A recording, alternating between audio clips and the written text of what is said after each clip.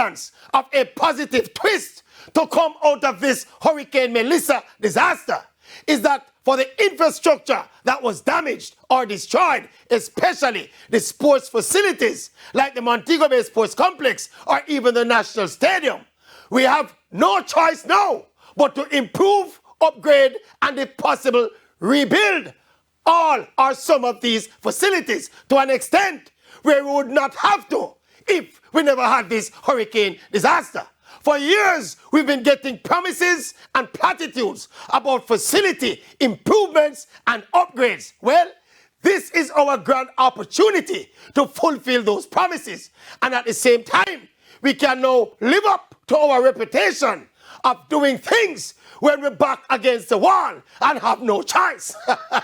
Of course, the challenge will be there are so many things to rebuild and improve and upgrade. We don't know if stadia and sports facilities will make the budgetary cut or will they be cut?